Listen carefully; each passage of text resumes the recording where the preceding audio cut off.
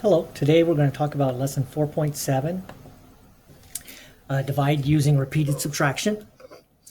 And in this lesson, you'll want to have counters if possible. Remember what I talked about, that you could have pennies, regular counters. I'm going to use little base 1 blocks, beads, anything that you can count. Toothpicks would work. And grid paper will come in handy as well to help us line up our numbers when we subtract. Okay, so you might want to get those supplies. All right, so now let's look at our first question. John is building a backyard pizza oven with an arch opening. He has 72 bricks, and that's what these counters represent, that I'm going to use as counters. So I have 72 of those. And he will place 6 bricks at a time as he builds the oven. If he arranges the bricks in piles of 6, how many piles will he have? And so it says you can use repeated subtraction to divide 72 by 6. And so begin with 72 counters. And we're going to subtract 6 counters.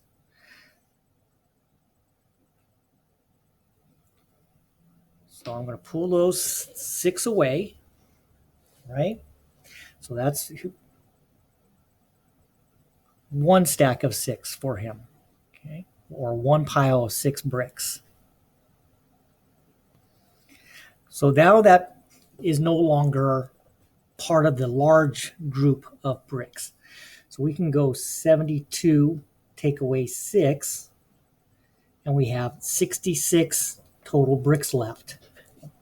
Okay. Then it says record the subtraction on grid paper. And it shows 72 minus 6 would be 66. And so that's after taking 6 one time away, right? Okay, so now let's subtract 6 again. And that would be the second time. So 6 more away.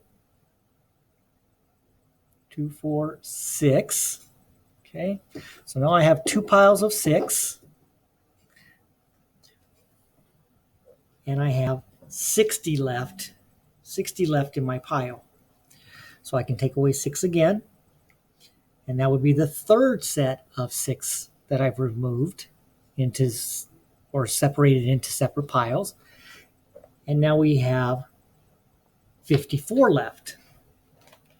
And so the question is, can we reach 0 evenly? Well, we'll have to find out. So I'm going to take another piece of scratch paper, the grid paper, and I'm going to go ahead and write my next step. I'm going to take away 6, and in doing so, that would be the 4th time. Okay, so on your scratch paper, write 56. On your grid paper, write 54, take away 6, which would be 4 times now we've taken away 6. Make sure you remove 6 from your pile. Okay, so we pulled 6 away, and now how many do we have left? Can't take 6 from 4, so we have 48 left. We're going to take away 6 more again. That would be the 5th time. And so let me move 6 out of my pile.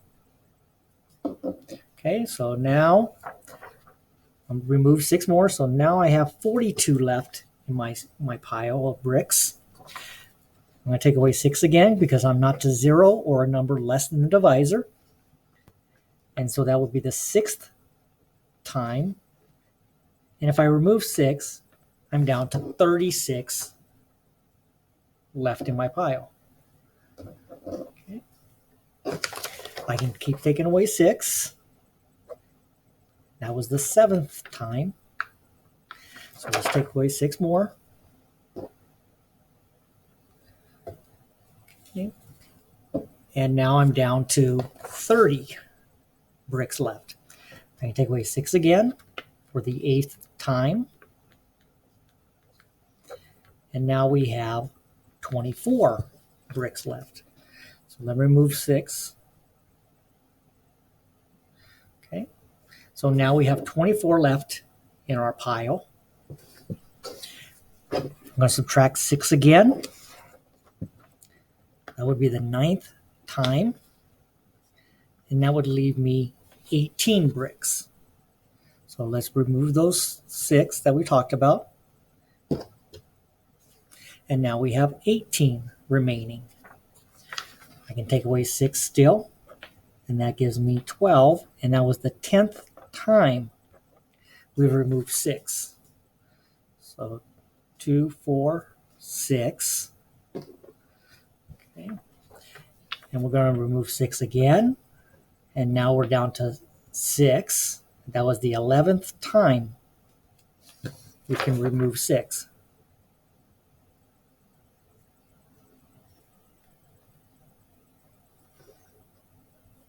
Okay, I have one group of 6 remaining.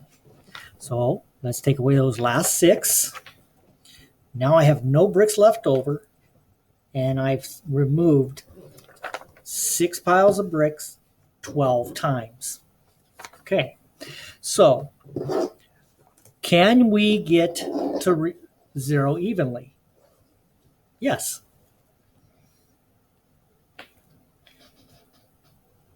12 piles of 6 equals 72. There are none left over. Count the number of times you subtracted 6. So we kept track of it. And every time we subtracted 6, we wrote the time.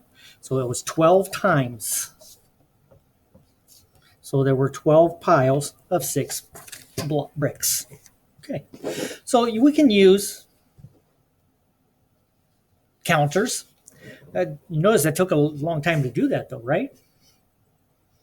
Because we're counting just by the divisor. So we're going to learn another method that will help you do it a little faster than that, a little more efficient with your time. So what did we do? We subtracted the divisor 6 as many times as you can.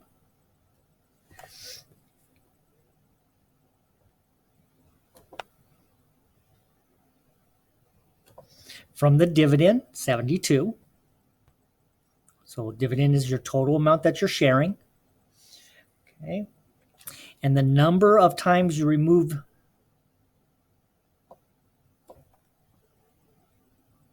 number of times you subtract the divisor,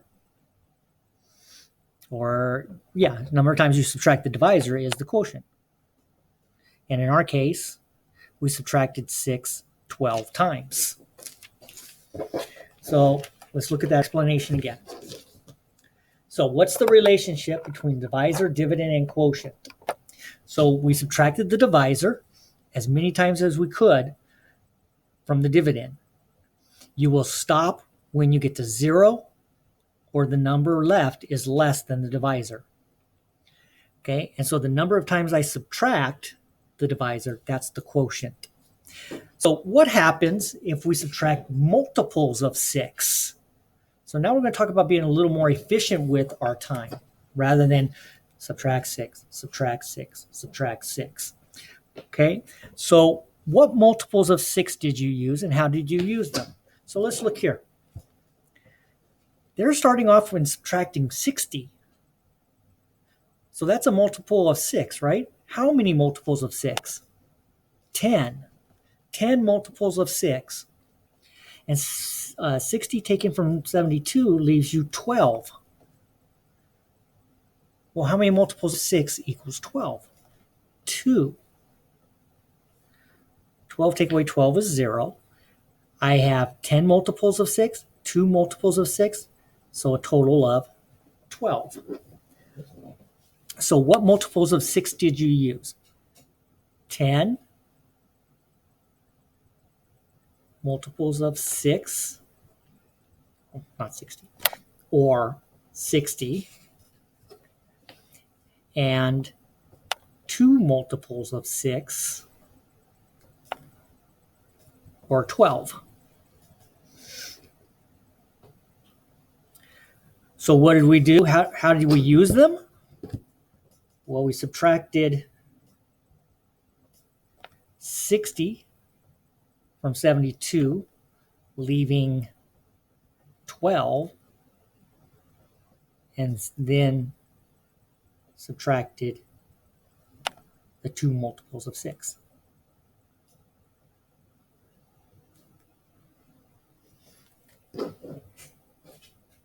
What numbers did you add and why?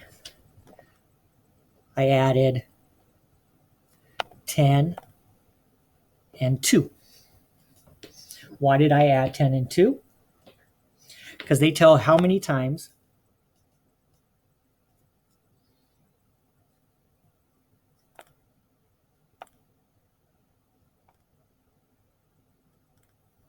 six was subtracted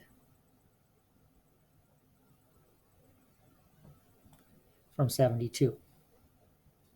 How do using the multiples of the divisors help you?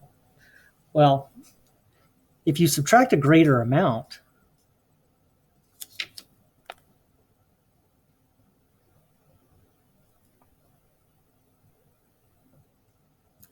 what happens when you subtract a greater amount from 72? It got you to the quotient faster. Subtracting greater amounts gets me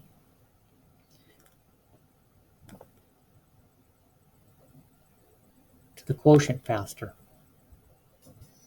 So in other words, when we did this, that was really only 2 steps.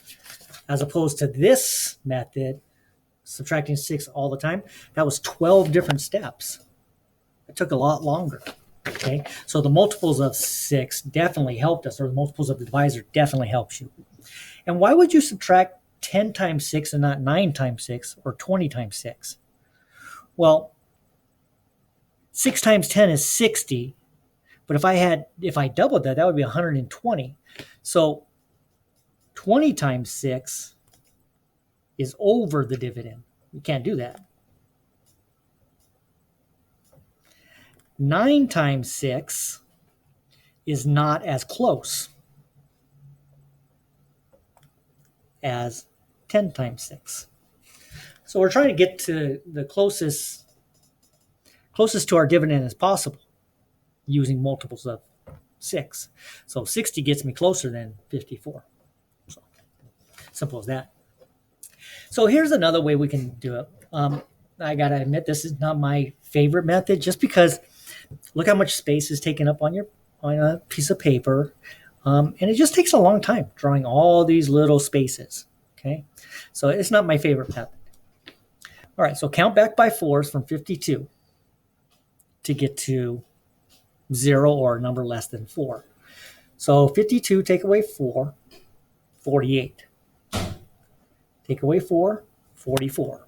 Take away 4, 40. Take away 4, 36. Take away 4, 32. Take away 4, 28. Take away 4, 28. 24. 24 take away 4, 20. 20 take away 4, 16. 16 take away 4, 12. 12 take away 4, 8. 8 take away 4, 4. 4 take away 4, 0. How many groups of 4 did you subtract? 1, 2, 3, 4, 5, 6, 7, 8, 9, 10, 11, 12, 13. Not 14. I was at 52, so that does not count. Okay, so it's the first jump. So 52 divided by 4 is 13. All right, so use repeated subtraction to divide.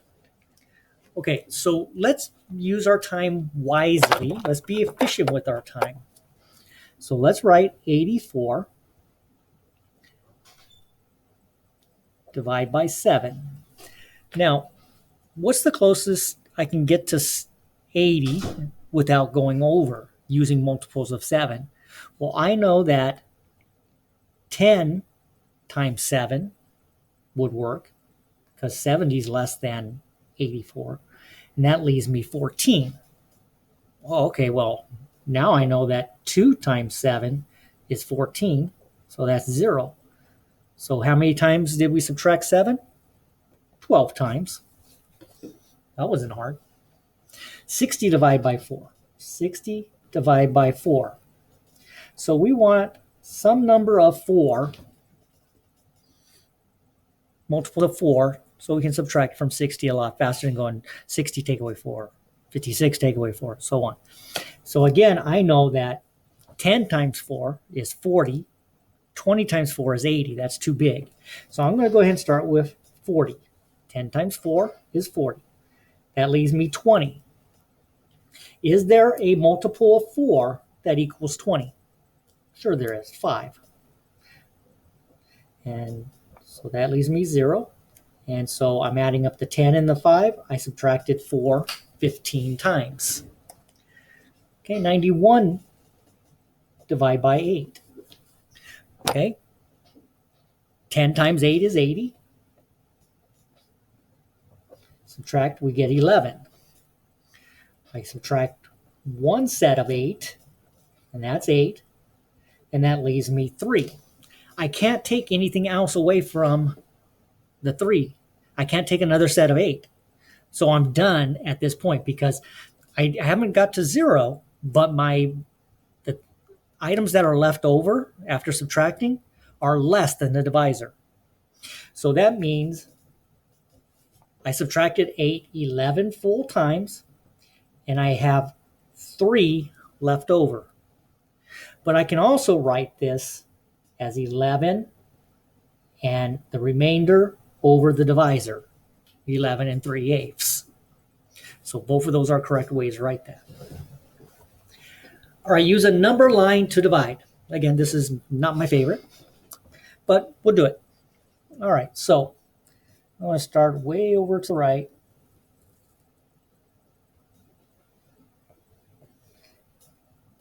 Okay, I am not going to put all 65 lines in there. I'm just going to subtract by 5s in my head. 65 take away 5 is 60. So that's one jump. If I take away another 5, that's 55. Take away another 5, we're at 50. Take away another 5, 45. Take away another 5, 40. Take away another 5, 35. Take away another 5, 30. Take away another 5, 25. Take away another 5, 20. Take away another 5, 15. Take away another 5, 10. Take away another 5, 5. Take away another 5, 0. So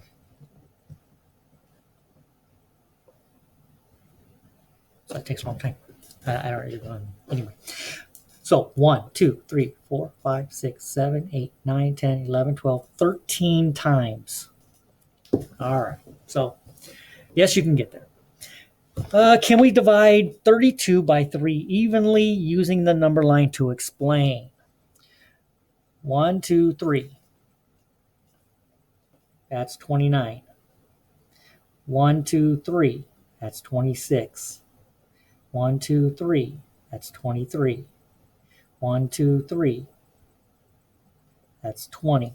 1, 2, 3. 17. 1, 2, 3. 14. 1, 2, 3. 11. 1, 2, 3. 8. 1, 2, 3. 5. 1, 2, 3. 2. So no.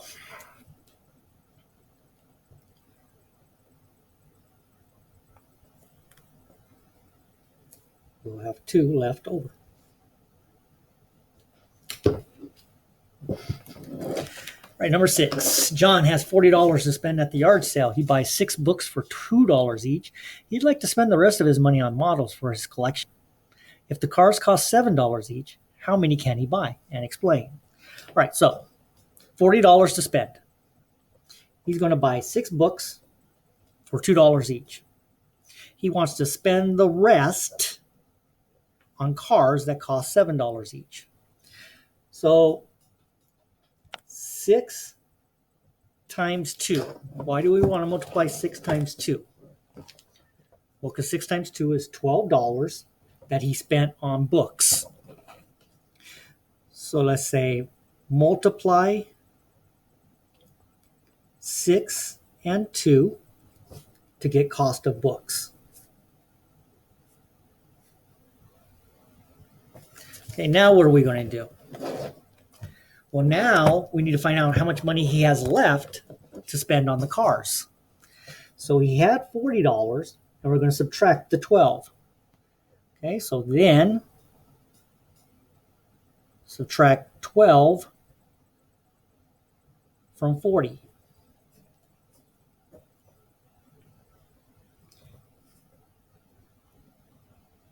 To show $28 left to spend on cars.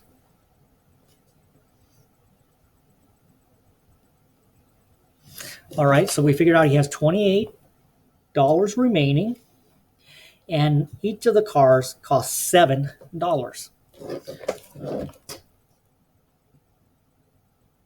So divide 28 by 7 to get number of cars.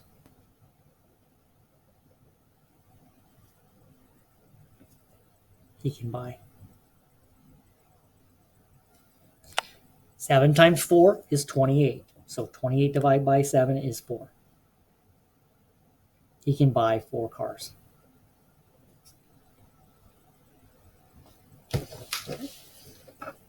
So we multiplied the cost of the books first, subtracted that from 40 to show that he had $28 remaining, and then we divided the $28 remaining by 7 to get a total of 4. So he can buy 4 cars. All right, final section.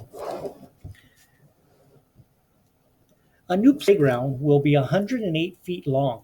Builders need to allow 9 feet space for each piece of climbing equipment. They want to put as many climbers along the length of the playground as possible. How many climbers can they place? What are we asked to find?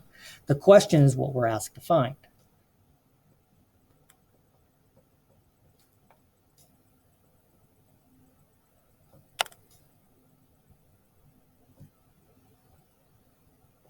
Okay. And then how can you use repeated subtraction to solve? I can subtract 9 as many times as I can.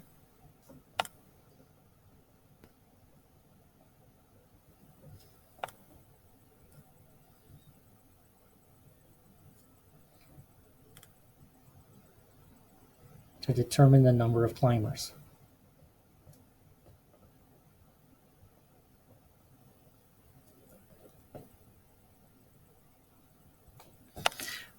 Why might you use multiples of the divisor? 9 times 10 is 90, which is close to 108. All right, so show the steps to solve the problem. So we have 108 divided by 9. And we're going to start with 10 sets of 9. Subtract that, and we get 18 remaining. How many sets of 9 equal 18? 2.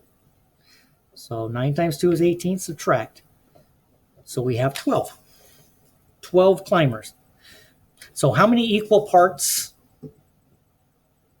There are blank equal parts of the playground, and they're going to be each how many feet long? 12, right? 12 equal parts.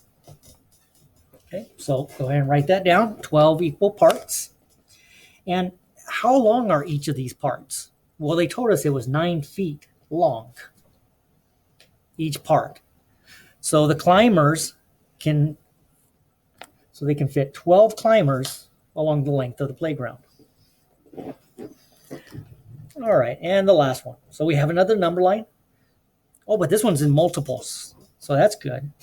So we're not counting by 10, 5s. We're actually subtracting a larger amount here. I'm going to use this one right here to figure out what they're jumping by. 60 take away what equals 0? 60, right? 60 take away 60 is 0. So they're jumping by 60s. So minus 60, minus 60, minus 60, minus 60. So which one shows that? Which one subtracted 60 4 times? It would be this one right here. 240 divided by 60. So this is problem B. And then this one, they're subtracting by 80. So 240 divided by 80. So section A. All right, so that is it for lesson 4.7. And so until our next lesson, may the numbers always be in your favor.